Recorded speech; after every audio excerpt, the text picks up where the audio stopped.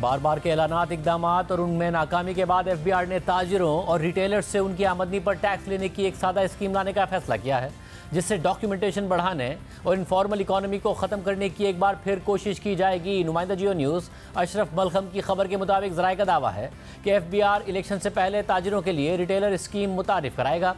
FBR ने ताजिरों की registration के लिए ताजिर दोस्त मोबाइल ऐप तैयार कर ली है। टैक्स नेट से बाहर ताजिरों को दोस्त ऐप के जरिए रजिस्टर किया जाएगा। खबर के मुताबिक ताजिर दोस्त ऐप के जरिए दुकानदारों की आमदनी का रिकॉर्ड एफबीआर को मौसूल होगा। दुकानदारों पर सालाना आमदनी के मुताबिक टैक्स आयद होगा, जो माहाना वसूल किया जाएगा। कराची, लाहौर, पेशावर और कोयटा में रिटेलर्स से 100 अरब रुपए टैक्स मुतवक्के है। दूसरे मरहले में दीगर शहरों के ताजिरों की रजिस्ट्रेशन शुरू की जाएगी। मुल्क भर के रिटेलर्स पर टैक्स लगाए जाने से तकरीबन 300 अरब रुपए से जायद आमदनी मुतवक्के है। दुकान के साइज, किराए और मालियत की बुनियाद पर सालाना आमदनी का हिसाब लगाकर टैक्स आयद किया जाएगा, जो माहाना बुनियाद पर इकट्ठा किया जाएगा। स्कीम के तहत तमाम शोबों से मुंसलिक कारोबारों और अफराद पर टैक्स आयद किया जाएगा। मगर ये कैसे होगा? क्योंकि माजी में भी बिजली के बिलों और दीगर तरीकों से ताजिरों को टैक्स नेट में लाने की कोशिश नाकाम हो चुकी है। जबकि दूसरी तरफ एफबीआर की रिस्ट्रक्चरिंग का निगरान हुकूमत का मंसूबा भी अब खटाई में पड़ गया है और निगरान वज़ीर आज़म ने निगरान वज़ीर ख़जाना की सरबराही में एक सब कमेटी बना दी है ताकि इस रिस्ट्रक्चरिंग प्लान में मज़ीद तब्दीलियाँ की जा सकें और इसे तब्दील किया जा सके, क्योंकि एफबीआर के अंदर से भी इस प्लान को मुखालफत का सामना था कि यह प्लान मुल्क के गवर्नेंस स्ट्रक्चर के मुताबिक नहीं है। जबकि शहबाज राना की खबर के मुताबिक निगरान वज़ीर निजकारी ने भी इसी बुनियाद पर इस प्रपोजल की मुखालफत की। जबकि निगरान वज़ीर कानून ने इक़दामात के हवाले से निगरान हुकूमत के मैंडेट पर सवाल उठाया और अब आइडिया यह है कि निगरान हुकूमत प्लान फाइनल करेगी, मगर इस पर अमल दरामद का मामला नई मुंतखब हुकूमत के लिए छोड़ देगी। नए प्लान के तहत एफबीआर को खत्म करके 2 नई ऑर्गेनाइजेशंस कायम करना था, जिसमें एक फेडरल कस्टम बोर्ड और दूसरा फेडरल इनलैंड रेवेन्यू होगा। जबकि प्लान में tax policy board, custom oversight board और इनलैंड रेवेन्यू ओवरसाइट बोर्ड बनाने की तजवीज़ थी, मगर काबीना ने इस प्लान की मंजूरी नहीं दी।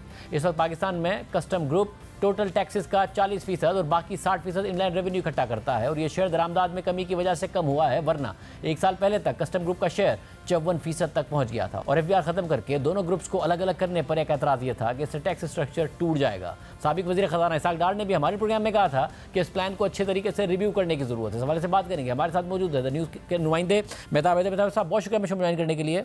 ये एक और कोई प्रैक्टिकल आपको कोई लग रहा है कि कुछ हो पाएगा? ये एक ख्वाहिश ही है जिस पर फिर नहीं अमल दरामद हो पाएगा?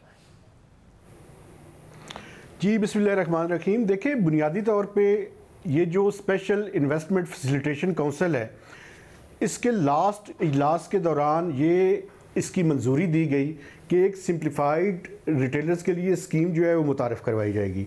उसकी डिटेल्स जैसे आपने बताई हैं बिल्कुल इसी तरह से हैं। एक ऐप जो है वो डेवलप की जा रही है और उसमें आसान तरीके से उनकी जो रेंट है उसको सामने रखते हुए और साइज़ को सामने रखते हुए एक स्कीम जो है वो मुतारिफ़ करवाई जाएगी। पाकिस्तान का अगर आप जीडीपी देखें तो तकरीबन 18% के लगभग जो है वो जीडीपी में रिटेल और होलसेल का जो है वो कंट्रीब्यूशन है, लेकिन उनकी अगर टैक्स नेट के अंदर आप देखें कंट्रीब्यूशन तो वो बड़ी मिनिमल है। तो इसी वजह से हुकूमत ये कोशिश कर रही है और ये एक ऐसे केयर टेकर सेटअप के दौरान ये कोशिश की जा रही है, चूँकि लॉ अब बन चुका है, सिर्फ एफबीआर ने उसको अनाउंस करना है, एक स्कीम लेकर आनी है। तो लास्ट जो एसआईएफसी की मीटिंग हुई उसमें इन प्रिंसिपल उन्होंने इसकी अप्रूवल दे दी है और 15 दिन का टाइम दिया है कि आप इसको इम्प्लीमेंट करें। ये जो एसआईएफसी की मीटिंग थी ये 8 जनवरी को जो है वो हुई थी। वॉलंटियर तो नहीं करेंगे ताजर? माजी में भी नहीं किया, वो तो प्रोटेस्ट करना शुरू कर देते हैं। तो इस ऐप के जरिए, जैसे दोस्त ऐप का नाम दिया, ज़बरदस्ती किस तरीके से उनको लाया जाएगा? उनका डेटा किस तरीके से आएगा इसमें?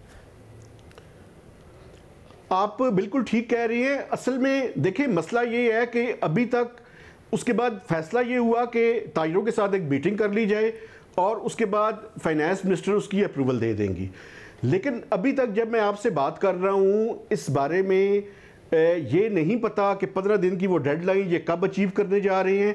और वो आपकी बात ठीक है कि उसको वो बिल्कुल रजिस्ट करेंगे, लेकिन इस टाइम जो केयर टेकर फाइनेंस मिनिस्टर हैं ये रिटेलर स्कीम के साथ साथ उनकी जो सबसे बड़ी तवज्जो है वो ये है कि एफबीआर की रिस्ट्रक्चरिंग जो है वो 29 जनवरी की डेडलाइन है, वो उसको अचीव करने की तरफ लगी हुई हैं। कल भी उन्होंने मीटिंग की, आज दोबारा मीटिंग की और अभी उनके रेडार स्क्रीन पे ये इशू है ही नहीं।